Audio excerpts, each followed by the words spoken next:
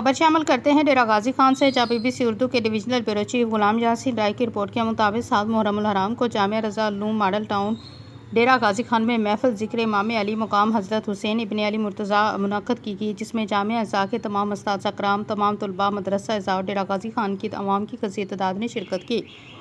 محفل کا آغاز تلاوت کلام پاک اور نعت رسول مقبول صلی اللہ علیہ وسلم سے ہوئی۔ بعد ازاں استاد العلماء فخر مدرسین خطیب اہل سنت حضرت علامہ مفتی قاری زبیر احمد نے خصوصی بیان فرمایا۔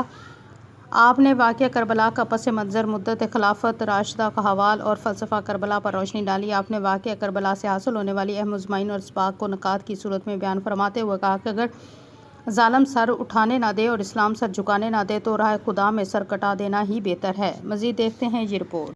اس سال کے اندر وہ کس طرح مکمل ہوئی۔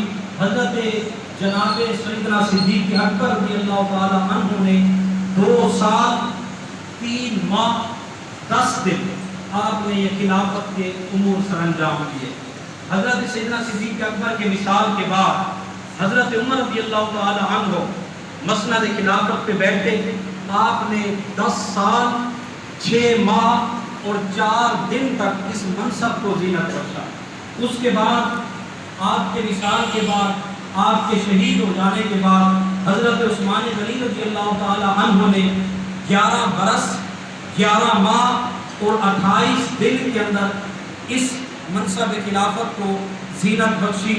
اس کے بعد جب آپ کی شہادت ہو گئی، حضرت مولا کائنات حضرت علی المرتضیٰ شیر خدا کرم اللہ وجہ الکریم نے 4 برس 9 ماہ تک آپ نے خلافت کے یہ معاملات سر انجام دیے۔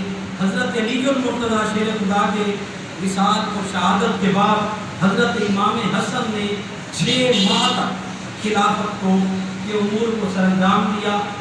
یہ دنوں کو، مہینوں کو، سالوں کو ملا کر جمع کریں پورے 30 سال بنتے ہیں۔ اس لیے دن بھی بتائے، اس لیے ماہ بھی آپ کے سامنے رکھے، سالوں کو گنتی کیا جائے 27